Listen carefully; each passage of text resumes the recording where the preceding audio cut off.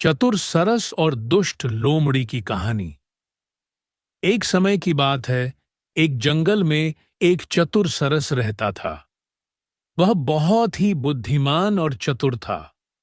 वह हमेशा अपने जंगल के दोस्तों की मदद करता था और उनकी समस्याओं का समाधान करता था। एक दिन एक दुष्ट लोमड़ी ने उस जंगल में आकर रहना शुरू किया। वह बहुत ही दुष्ट और चालाक थी। वह हमेशा दूसरों को धोखा देने और उनका फायदा उठाने की कोशिश करती थी। एक दिन उस लोमड़ी ने उस सरस को देखा और सोचा कि वह उसे धोखा दे सकती है। वह उस सरस के पास गई और कहा, सरस, मैं तुम्हारी बहुत बड़ी प्रशंसक हूं। मैं तुम्हारी बुद्धिमत्ता और चतुराई की बहुत बड़ी प्रशंसा करती हूं।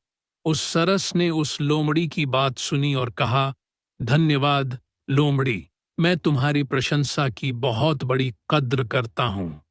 लेकिन मैं जानना चाहता हूं कि तुम मुझसे क्या चाहती हो। उस लोमड़ी ने कहा, मैं तुमसे एक सवाल पूछना चाहती हूं। तुम्हारे पास एक ऐसा उपाय है जिससे तुम अपने जंगल के दोस्तों की मदद कर सकते हो। उस सरस ने उस लोमड़ी की बात सुनी और कहा, हाँ, मेरे पास एक ऐसा उपाय है, लेकिन मैं तुम्हें बताने से पहले यह जानना चाहता हूं कि तुम मुझसे यह सवाल क्यों पूछ रही हो। उस लोमड़ी ने कहा, मैं तुमसे यह सवाल इसलिए पूछ रही हूं क्योंकि मैं तुम्हारी मदद करना चाहती हूं। मैं तुम्हारे जंगल के दोस्तों की मदद करना चाहती हूं। उस सरस ने उस लोमड़ी की बात सुनी और कहा, मैं तुम्हारी बात पर विश्वास नहीं करता।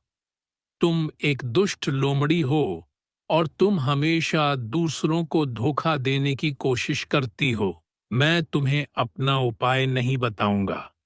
उस लोमड़ी ने उस सरस की बात सुनी और कहा, ठीक है, मैं तुम्हारी बात मानती हूं, लेकिन मैं तुम्हें एक सवाल पूछना चाहती हूं। तुम मुझे अपना उपाय क्यों नहीं बता रहे हो? उस सरस ने उस लोमड़ी की बात सुनी और कहा, मैं तुम्हें अपना उपाय नहीं बता रहा हूं क्योंकि मैं जानता हूं कि तुम एक दुष्ट लोमड़ी हो। तुम मेरे उपाय का उपयोग दूसरों को धोखा देने के लिए करोगी।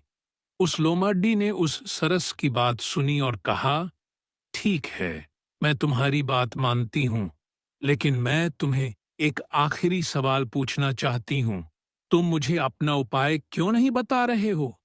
उस सरस ने उस लोमड़ी की बात सुनी और कहा, मैं तुम्हें अपना उपाय नहीं बता रहा हूं क्योंकि मैं जानता हूं कि तुम एक दुष्ट लोमड़ी हो। तुम मेरे ऐसी और कहानी देखने के लिए हमारे चैनल को सब्सक्राइब करें।